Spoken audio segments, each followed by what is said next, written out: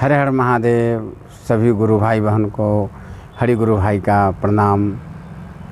आज हम सभी भाई बहन ये जान लेते हैं कि ये शिव गुरु का जो तस्वीर है इसमें कितना ज्ञान छुपा हुआ है। शायद सभी भाई बहन इस चीज़ को जानते होंगे या इस चीज़ से अवगत होंगे, लेकिन आज हम सभी भाई बहन को ये बताने की कोशिश करते हैं। शिव गुरु की दया से सभी भाई बहन समझिए। देखिए, ये हमारे शिव गुरु का जो ये तस्वीर है इसका कोई आकार नहीं है, यह एक ज्योति स्वरूप बिंदु है, क्योंकि हमारे शिव गुरु निराकार है, गुरु है। और ये ज्योति स्वरूप बिंदु जो है, ये ज्योति स्वरूप बिंदु में कुछ हाथ पैर गोर हाथ शरीर का कोई भी अंग नहीं है, लेकिन शास्त्र कहते हैं कि ज्योति स्वरूप बिंदु में ही इतनी शक्ति है, इतनी पावर है, इतनी दया है कि ये सारे सृष्टि को संचालन कर रहे हैं। तो शास्त्र में भी लिखा है कि बिन पग चलऊ सुनई बिनु काना, कर बिनु कर्म करहु विधि नाना। इसमें इतनी दया है, इतनी पावर है कि सारे संसार को चला रहे हैं। और इसी शिव गुरु के बाएं तरफ आइए तो देखिए कि त्रिशूल है और त्रिशूल में डमरू बांधा हुआ है। तो त्रिशूल का अर्थ क्या होता है? त्रिशूल का मतलब है कि त्रि माने तीन और शूल माने दुख। हम मनुष्य के, हम मानव के जीवन में तीन प्रकार के दुख है, तमो दुख, रजो दुख और सतो दुख।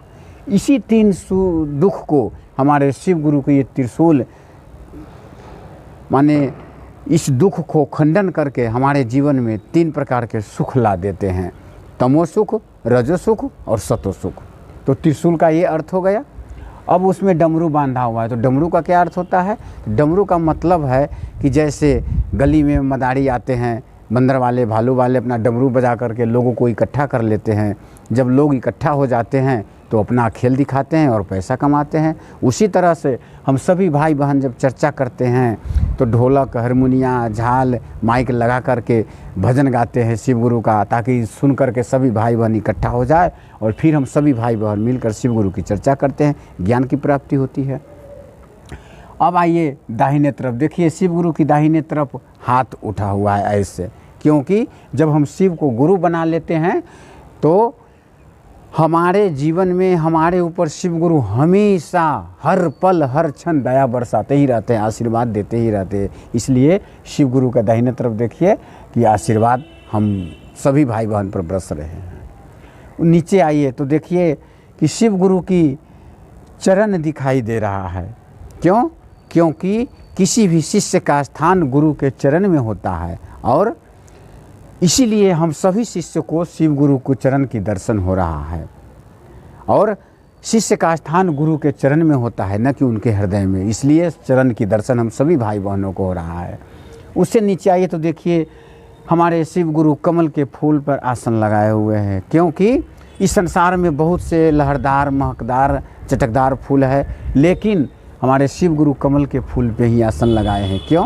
क्योंकि कमल के फूल से हमें यह ज्ञान मिलता है, हमें यह शिक्षा मिलती है कि कमल के फूल हमेशा, इनके जड़ पत्ते जितने भी पौधे तने होते हैं सब कीचड़ में होता है, लेकिन जब कमल के फूल खिलता है तो जल के ऊपर सबसे न्यारा, सबसे प्यारा खिलता है। और कमल के फूल पे न कीचड़ अड़ता है न जल अड़ता है, वो गिर जाता है, वो छछल जाता है।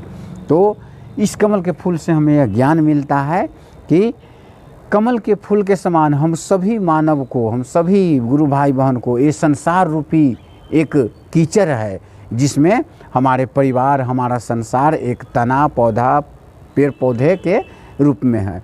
तो हम सभी मानव को इस संसार में रहते हुए, इस कीचड़ माया रूपी कीचड़ संसार में रहते हुए सबसे अलग, सबसे न्यारा, सबसे प्यारा, सबसे बुद्धिजीवी, सबसे ज्ञानी बन करके और अपने परिवार में अपने माता पिता के साथ, अपने बाल बच्चों के साथ भरण पोषण करते हुए समय निकाल करके शिव गुरु की भजन करना है, कीर्तन करना है, चर्चा करना है।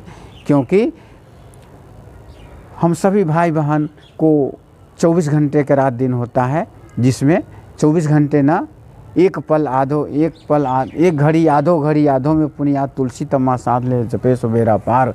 हमारे शिव गुरु कहते हैं कि कुछ समय निकाल करके हमें भजन कर लो, हमें भक्ति कर लो, हमारे चर्चा कर लो, इसी में मुक्ति मिल जाएगी, इसी में शिवलोक की प्राप्ति हो जाएगी।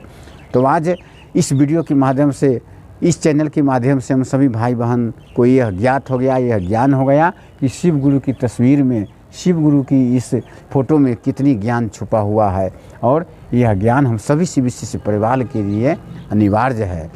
तो आज हम सभी भाई बहन समझ गए कि शिव गुरु के तस्वीर से हम सबको क्या ज्ञान मिलता है। तो इसी वीडियो के इसी बात के साथ हम अपना अब ये शिव गुरु की चर्चा समाप्त कर रहे हैं। एक बार फिर सभी भाई बहन को हर हर महादेव।